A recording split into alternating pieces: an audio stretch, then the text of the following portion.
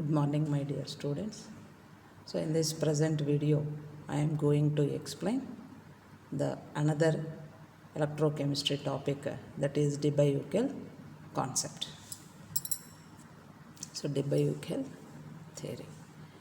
So already in lower in previous videos we discussed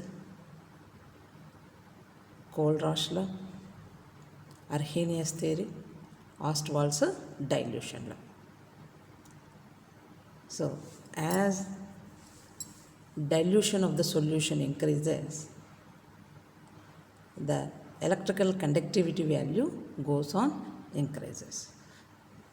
వాహకత ఉష్ణోగ్రత మీద ఆధారపడి ఉంది, వాహకత గాఢత మీద ఆధారపడి ఉందని, గాఢత తగ్గే కొలది వాహకత విలువ పెరుగుతుంది అని మనము ప్రీవియస్ వీడియోస్ బట్టి స్టడీ చేసినాం. సో ప్రజెంట్ వీడియోలో కూడా అదే విషయాన్ని స్ట్రెస్ చేస్తూ కాన్సన్ట్రేషన్ తగ్గే కొద్దీ, as the concentration of the solution decreases, concentration reduce అవ్వడం, లేదా as the dilution of the solution increases, the distance between two oppositively charged ions.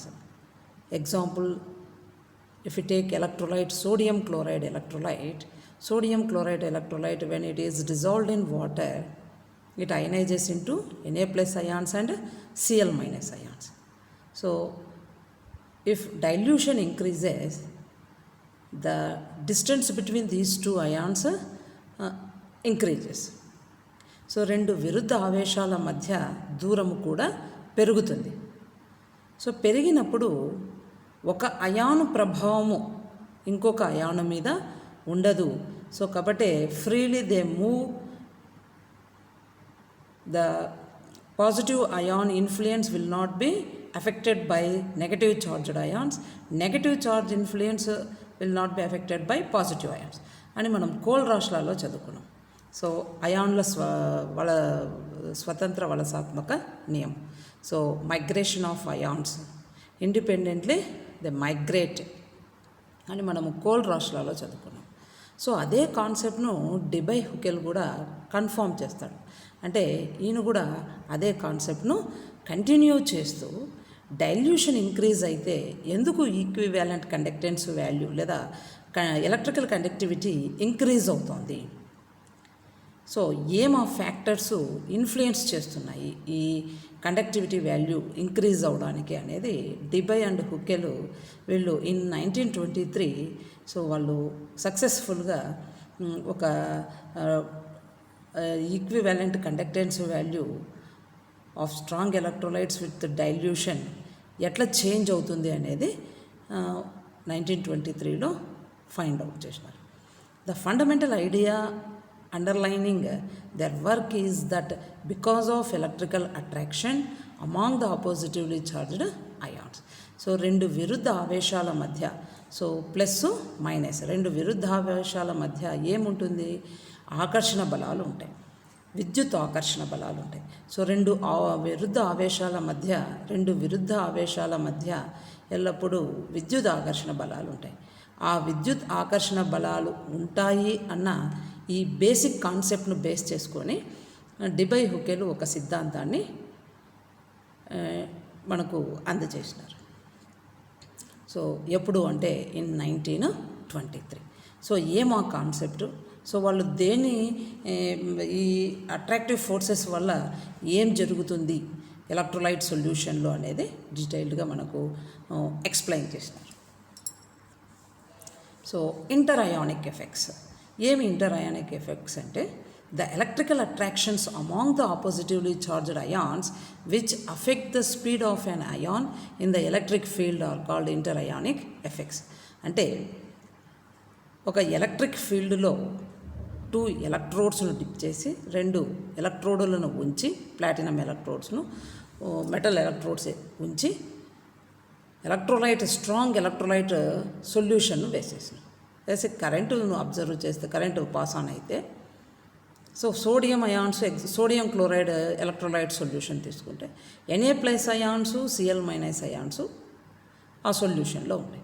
So ఈ రెండు, ఒకటి ప్లస్ అయాను, రెండవది మైనస్ అయాన్, ఈ రెండు ఆపోజిటివ్లీ చార్జ్డ్ అయాన్స్ మధ్య స్థిర ఆకర్షణ బలాలు ఉన్నాయి, విద్యుత్ ఆకర్షణ బలాలు ఉన్నాయి, ఎలక్ట్రికల్ అట్రాక్షన్స్. దేని మధ్య? ప్లస్ అయాను మైనస్ అయాన్ మధ్య. ఈ ఆకర్షణ బలాలు ఉండడం వల్ల అయానుల వేగములో మార్పు వస్తుంది. ఎక్కడ? విద్యుత్ క్షేత్రంలో. సో విద్యుత్ క్షేత్రంలో in electric field the speed of an ion will be affected because of the attractive forces, because of electrical attractive forces in between the two oppositively charged ions in electric field. The speed of an ion will be affected. This effect is known as interionic effect. So ఆ interionic ఎఫెక్ట్కు influence చేసేవి ఏవి అంటే ఆ two effects. One is relaxation effect or asymmetric effect. So interionic ఫలితమును ప్రభావితం చేసేవి రెండు అంశాలు ఉన్నాయి. So two factors influence this interionic effect, that is relaxation effect or asymmetric effect, and another one is electrophoretic effect. So electrophoretic ఫలితము, రెండవది అసౌష్ఠవ ఫలితం. So relaxation effect or asymmetric effect, second one is electrophoretic effect. So by these two factors or by these two effects, the speed of an ion will be influenced. So the speed of an ion will be influenced by these two effects, that is asymmetric effect and electrophoretic effect. అసౌష్ఠవ ఫలితము మరియు ఎలక్ట్రోఫోరెటిక్ ఫలితము వలన అయానుల యొక్క వేగములో మార్పు అనేది ఏర్పడుతుంది. అంటే అయానుల వేగము ఈ రెండు ప్రభావాల మీద ఆధారపడి ఉంది. ఏమవి అంటే, ఒకటి అసౌష్ఠవ ప్రభావము. సో ఏమి అసౌష్ఠవ ప్రభావం అంటే, so relaxation effects or asymmetric effect మనం అబ్జర్వ్ చేస్తే ఇన్ ఎలక్ట్రిక్ ఫీల్డ్ విద్యుత్ క్షేత్రంలో ఎలక్ట్రోలైట్, స్ట్రాంగ్ ఎలక్ట్రోలైట్ సొల్యూషను బలమైనటువంటి లేదా ప్రబల ఎలక్ట్రోలైట్ ద్రావణంలో ఏమేమి అయాన్లు ఉన్నాయి? ప్లస్ అయానులు, మైనస్ అయానులు. So Na plus ions, Cl minus ions ఉన్నాయి. సో Na ప్లస్ అయాన్స్ చుట్టూ అంటే మనము కొంత కాన్సన్ట్రేటెడ్ సొల్యూషన్ ఇన్ కేస్ తీసుకుంటే, కొంత సొల్యూషన్ కాన్సన్ట్రేటెడ్, ఎగ్జాంపుల్కు సి కాన్సన్ట్రేటెడ్ సొల్యూషన్ తీసుకుంటే Na ప్లస్ అయానులు చుట్టూ Cl మైనస్ అయానులు, Cl మైనస్ అయానులు చుట్టూ Na ప్లస్ అయానులు ఉంటాయి. సో ఇన్ కేస్ ఇప్పుడు Na ప్లస్ అయాను దాని విరుద్ధ ఆవేశం ఉన్న ఎలక్ట్రోడ్ వైపుకు ట్రావెల్ కాదు, లేదా సో ఇక్కడ చూసిన ఫిగర్ను అబ్జర్వ్ చేస్తే మైనస్ అయానులు దాని విరుద్ధ ఆవేశం ఉన్న ఎలక్ట్రోడ్ ఏమి, మైనస్ అయాన్కు ఆపోజిట్ చార్జ్డ్ ఎలక్ట్రోడ్ ఏమి, plus. So minus anions plus electrode వైపుకు ట్రావెల్ కావాలి. So negative charged ions plus electrode వరకు ట్రావెల్ అవ్వాలి లేదా మూవ్ కావాలి. అంటే అవి ఎప్పుడు ట్రావెల్ అవుతాయి? ఈ ప్లస్ అయాన్స్, క్యాటయాన్స్ ఇన్ఫ్లుయెన్స్ దాని మీద ఉండకూడదు. అంటే అట్రాక్టివ్ ఫోర్సెస్ చాలా తక్కువగా ఉంటేనే ఆ negative charged anions positive electrode వైపుకు ఫాస్ట్గా ట్రావెల్ అవుతాయి. బట్ ఇక్కడ ఏమవుతుంది, మనము సి కాన్సన్ట్రేటెడ్ సొల్యూషన్ తీసుకోవడం వల్ల ప్లస్ అయాన్స్ చుట్టూ నెగటివ్ అయాన్స్ చుట్టూ పాజిటివ్ అయాన్స్ ఈ విధంగా మనకు సొల్యూషన్లో ఉండడం వల్ల అట్రాక్టివ్ ఫోర్సెస్ మనము ప్లస్ అయాన్ది నెగటివ్ అయాన్ది ప్లస్ అయాన్కు ఉండడం వల్ల negative charged ions in case అవి ఫార్వర్డ్ డైరెక్షన్లో, అంటే ఒక డైరెక్షన్లో పాజిటివ్ ఎలక్ట్రోడ్ దగ్గరికి ట్రావెల్ అవుదాము అంటే ఈ ప్లస్ అయాన్స్, సోడియం అయాన్స్ ఆ నెగటివ్ చార్జ్డ్ అయాన్స్ను పుల్ చేసుకుంటాయి, అంటే లాగేసుకుంటున్నాయి వెనక్కి. ఇవి రుణావేశం ఉన్న అయానులు ప్లస్ ఎలక్ట్రోడ్ వైపుకు పోదాము అని ఫాస్ట్గా అంటే ఇవి ఏం చేస్తున్నాయి, ధనావేశం ఉన్న అయాను ఆ నెగటివ్ చార్జ్డ్ అయాన్ను వెనక్కి లాగేస్తుంది. సో యాక్చువల్గా ఎట్లుండాలా, ఫిగర్ ఏలో మీరు అబ్జర్వ్ చేస్తే ఏలో సిమెట్రీ ఉంది. అంటే ఒక ప్లస్ అయాన్ చుట్టూ నెగటివ్ చార్జ్డ్ అయాన్స్ అన్నీ ఉన్నాయి. ప్లస్ అయాన్ చుట్టూ నెగటివ్ చార్జ్డ్ అయాన్స్. అదే మనము ఫిగర్ బిలో అబ్జర్వ్ చేస్తే అయానిక్ అట్మాస్ఫియర్ ఏమైపోతుంది, అసిమెట్రికల్గా ఉంది. అసిమెట్రికల్గా వెన్ సెంట్రల్ అయాన్ మూవ్స్, ఎప్పుడైతే మధ్య అయాను మూవ్ అవ్వడం మొదలవుతుందో అప్పుడు అసౌష్ఠవత అనేది ఏర్పడుతుంది. సో అసౌష్ఠవత అనేది అంటే ఈ నెగటివ్ చార్జ్డ్ అయాన్స్ అన్నీ ఏం చేస్తున్నాయి, నెగటివ్ చార్జ్డ్ అయాన్స్ ఈ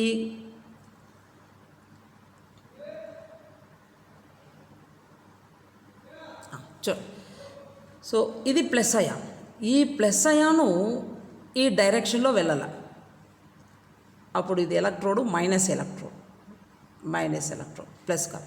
సో ఈ ప్లస్ అయాను ఈ మైనస్ ఎలక్ట్రోడ్ వైపుకు ట్రావెల్ కావాలి అంటే ఈ negative charged ions attractive forces చాలా తక్కువగా ఉంటే అది ఫాస్ట్గా మూవ్ అవ్వగలుగుతుంది. ఈ నెగటివ్ చార్జ్డ్ అయాన్స్ ఏం చేస్తాయి, ఈ ప్లస్ అయాన్ను ఇటువైపుకు లాగేకే ప్రయత్నం చేస్తాయి ఈ డైరెక్షన్లో. సో ఈ డైరెక్షన్లో ఈ నెగటివ్ చార్జ్డ్ అయాన్స్ ప్లస్ అయాన్ను లాగేసుకునే ప్రయత్నం చేస్తాయి. ప్లస్ అయాన్ ఏం చేస్తుంది, ఇది ఈ నెగటివ్ చార్జ్డ్ ఎలక్ట్రోడ్ వైపుకు ట్రావెల్ అవ్వాలా అని చూస్తుంది. సో జనరల్గా సిమెట్రిక్గా అరేంజ్ అయ్యి ఉంది, ఇది సిమెట్రిక్. ఈ సిమెట్రిక్ అంటే సౌష్ఠవత కలిగి ఉంది. ఎప్పుడైతే ఈ ప్లస్ అయాన్స్ ఈ నెగటివ్ చార్జ్డ్ ఎలక్ట్రోడ్ వైపుకు ఫాస్ట్గా ట్రావెల్ అవ్వడానికి ప్రయత్నం చేస్తున్నాయో అప్పుడు వి అబ్జర్వ్ అసిమెట్రీ, అసౌష్ఠవత వచ్చేసింది. అంటే ఈ నెగటివ్ చార్జ్డ్ అయాన్స్ వెనక్కి లాగుతున్నాయి, ప్లస్ అయాన్ ఏమో ముందుకు వెళ్ళాలి, ప్లస్ అయాన్ ఈ డైరెక్షన్లో ముందుకు వెళ్ళాలి. కాబట్టి ఏమవుతుంది, ఈ అట్రాక్టివ్ ఫోర్సెస్ను ఓవర్కమ్ చేసి ప్లస్ అయాను దాని opposite charged negative charged electrode వైపుకు అది ట్రావెల్ అవ్వాలి. అంటే మనకు కాన్సన్ట్రేటెడ్ సొల్యూషన్స్ తీసుకుంటే ప్లస్ అయాన్స్ మైనస్ అయాన్స్ దగ్గరగా ఉంటాయి. ప్లస్ అయాన్స్ మైనస్ అయాన్స్ దగ్గరగా ఉంటాయి కాబట్టి ఈ సెంటర్లో ఉన్న పాజిటివ్ చార్జ్డ్ అయాను ఫ్రీగా దాని ఆపోజిట్ చార్జ్డ్ ఎలక్ట్రోడ్ వైపుకు ట్రావెల్ కాలేదు. So because of this asymmetric effect అని డిబై హుకెల్ ఎక్స్ప్లెయిన్ చేస్తున్నాడు. అంటే as dilution increases the conductivity value is increasing. దానికి కారణం ఏమి అంటే అక్కడ అసిమెట్రిక్ ఎఫెక్ట్ ఉండదు. అసిమెట్రిక్ ఎఫెక్టు డైల్యూట్ సొల్యూషన్స్లో ఉండదు. ఏదో కొంత కాన్సన్ట్రేటెడ్ సొల్యూషన్ తీసుకుంటే దాంట్లో ఈ అసిమెట్రిక్ ఎఫెక్ట్ ఉండడము వలన, అసౌష్ఠవ ఫలితం ఉండడము వలన అయాన్స్ ఫ్రీగా స్పీడ్గా మొబిలిటీ చూపించలేవు. స్వేచ్ఛగా వేగవంతంగా అయానులు దాని విరుద్ధ ఆవేశం ఉన్న ఎలక్ట్రోడ్ వైపుకు అవి ప్రయాణించలేవు అని 1వ ప్రభావము అసౌష్ఠవ ప్రభావాన్ని వివరించినాడు. అంటే గాఢత ఉన్నటువంటి ద్రావణాలలో వాహకత తగ్గడానికి కారణమేమి. So in concentrated solutions why the conductivity value is decreasing అంటే దానికి రీజన్ ఏమి, first one relaxation effect or asymmetric effect, అసౌష్ఠవ ప్రభావం. దాన్ని ఎట్లా ఎక్స్ప్లెయిన్ చేయాలా, as the concentration of the solution increases the positive and anionic and cationic ions distance will be చాలా తక్కువగా ఉంటుంది. So the distance between any of the two ions will be smaller. Thereby, the attractive forces will be increased in these concentrated solutions. So, we observe this asymmetric effect in that concentrated solutions. So, because of this reason only, the conductivity value decreases in concentrated solutions. అని ఇది first ప్రభావం చెప్పినాడు. So plus ions minus ions గురించి. అట్లా కాకుండా so ఈ relaxation effect ఇది అయితే, సో సెకండ్ ఎఫెక్ట్ ఏం చెప్తున్నాడు,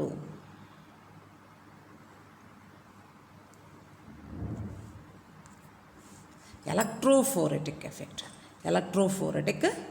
ఎఫెక్ట్ అంటే సో నువ్వు అక్కడ యూజ్ చేసేటటువంటి సాల్వెంట్ కూడా కొంత వర్క్ అవుతుంది.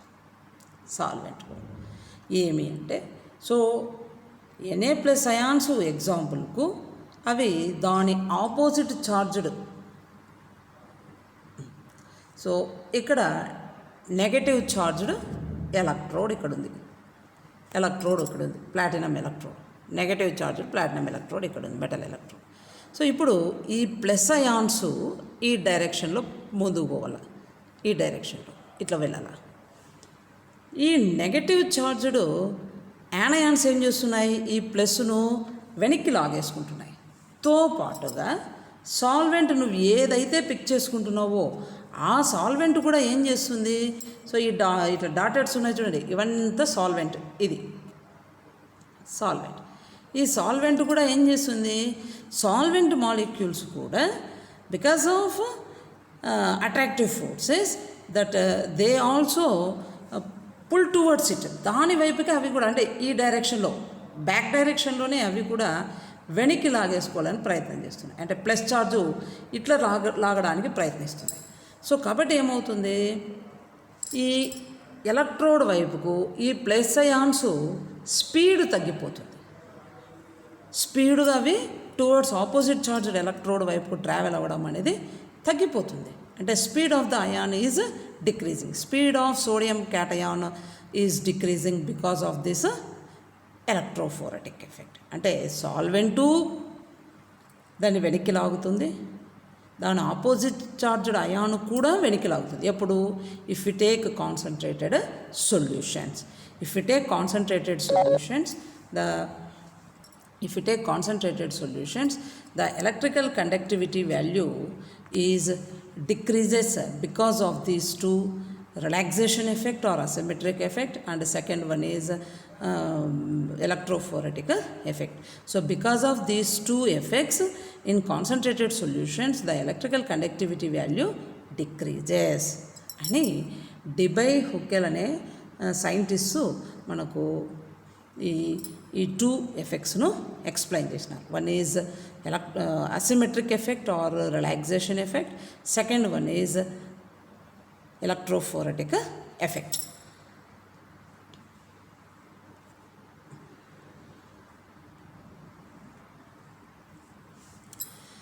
నెక్స్ట్, డిబై హుకెల్ ఇచ్చిన ఈ థియరిటికల్ కాన్సెప్ట్కు mathematical expression for the variation of equivalent conductance with concentration మారే కొద్దీ విద్యుత్ వాహకత ఈక్వివలెంట్ కండక్టెన్స్ విలువ మారుతున్నది. So variation of equivalent conductance with concentration, తుల్యాంక వాహకత విలువ గాఢత మారే కొద్దీ మారుతోంది అనేందుకు వీళ్ళు Debye and Hückel 1923లో in 1923 Debye and Huckel derived a mathematical expression for the change of equivalent conductance with concentration is further improved by a equation. That equation was found by Onsager. So Onsager అనే scientist debye Huckel ఇచ్చిన mathematical ఎక్స్ప్రెషన్కు so ఈయన ఇంకొంచెం ఆ ఈక్వేషన్ను improve చేసి ఓన్సాగర్ అనే scientist in 1926-27 ఒక గణితాత్మక సమీకరణాన్ని derive చేసినాడు. ఆ ఈక్వేషన్నే డిబై హుకెల్ ఓన్సాగర్ ఈక్వేషన్ అంటాం, డిబై హుకెల్ ఓన్సాగర్ సమీకరణం. సో అది ఎప్పుడు ఇన్నోవేట్ అయింది, 1926-27 ప్రాంతంలో మనకు ఆ ఈక్వేషన్ గణితాత్మక సమీకరణాన్ని ఇచ్చినాడు. సో ఏమా సమీకరణము అంటే, సో ఇప్పుడే చెప్పుకున్నాం, గాఢత పెరిగే కొలది మనకు రెండు ప్రభావాలు పనిచేస్తున్నాయి. ఒకటి అసౌస్టో ప్రభావము, రెండవది ఎలక్ట్రోఫోరెటిక్ ప్రభావం. సో ఈ రెండు ప్రభావాల కారణంగా గాఢత ఉన్న ద్రావణాలకు విద్యుత్ వాహకత విలువ తగ్గుతుంది. సో కాబట్టి దీనికి గణితాత్మక సమీకరణాన్ని ఉత్పాదించినాడు ఓన్సాగర్. సో ఏమా సమీకరణము అంటే, లాంబ్డా సి ఏమి వాహకత, ఇది తుల్యాంక వాహకత. తుల్యాంక వాహకతను మనం దేంతో సూచిస్తాము, ల్యాండాతో సూచిస్తాం. సో కాబట్టి లాంబ్డా సి అంటే ఏమి, సి గాఢత గల ద్రావణానికి మనము తుల్యాంక వాహకతను కడితే lambda C is equals to lambda zero. ఏం లాంబ్డా జీరో అంటే తుల్యాంక వాహకత అనంత విలీనము వద్ద. So lambda C infinite dilution equivalent conductance at infinite dilution మనం లాంబ్డా ఓతో డినోట్ చేస్తాం. So lambda C is equals to lambda zero minus 82.4 by dt. So d dielectric constant, T is absolute temperature. So lambda c is equals to lambda O minus 82.4 by dt power half into eta. Viscosity, coefficient of viscosity of the medium, plus 8.2 into 10 power 5 divided by dt whole power 3 by 2 into lambda 0, infinite dilution, equivalent conductance at infinite dilution, which is multiplied with root of c. So గాఢతను root సితో మనం multiply చేస్తే lambda C విలువ అనేది వస్తుంది. So here D and eta dielectric constant, eta coefficient of viscosity of the medium are constants for a particular solvent. నువ్వు ఏ సాల్వెంట్ని ప్రిఫర్ చేస్తావో ఆ సాల్వెంట్కు eta value, D value constants. T absolute temperature. Therefore, at constant temperature, the above equation can be written in the form of lambda c is equals to lambda 0 minus a plus b lambda 0 into root c. A అనేది solvents కు A and B are particularly, so they are constants for a particular solvent. అయితే lambda c is equals to lambda 0 minus a plus b lambda 0 into root c. A అనేది asymmetric related constant, b అనేది ఎలక్ట్రోఫోరెటిక్ constant. ఏ asymmetric, b ఎలక్ట్రోఫోరెటిక్ కాన్స్టెంట్స్గా మనము పెట్టుకుంటే lambda c is equals to lambda 0 minus a plus b lambda 0 into root c. సో ఇక్కడ 2 days conduct చేస్తే Onsager equation గ్రాఫికల్గా observe చేస్తే equivalent conductance ల్యాంబ్డాకు రూట్ సి కాన్సన్ట్రేషన్కు క్యాలిక్యులేట్ చేస్తే, గ్రాఫ్ డ్రా చేస్తే, సో ఇక్కడ the plot of lambda C versus root C concentrated solution తీసుకొని దానికి ఈక్వివాలెంట్ కండక్టెన్స్ కట్టి లాంబ్డా సికి రూట్ సికి గ్రాఫ్ను గీస్తే విల్ గెట్ ఏ లీనియర్, అంటే ఒక రేఖలు అనేవి, సరళ రేఖలు అనేవి ఏర్పడినాయి. ఆ రేఖల వాలు slope of that line will be equal to A plus B into lambda 0. So A asymmetric constant, B electrophoretic constant into lambda O అంటే ఇన్ఫినైట్ డైల్యూషన్కు equivalent conductance, calculated by substituting the values of various constants directly. So ఇది variation of Onsager equation. So Debye-Huckel-Wonsager equation. As the dilution increases, the conductivity value also goes on increases. As the concentration of the solution increases, the conductivity value goes on decreases because of two factors or two effects. One is relaxation effect or asymmetric effect, and another one is electrophoretic effect. So ఈ Debye-Huckel concept మనకు exam point of view short నోట్స్కు వస్తుంది, ఎస్సేకి కూడా వస్తూ ఉంటుంది. So ఇది Debye-Huckel concept and Debye-Huckel-Wonsager equation. So thank you.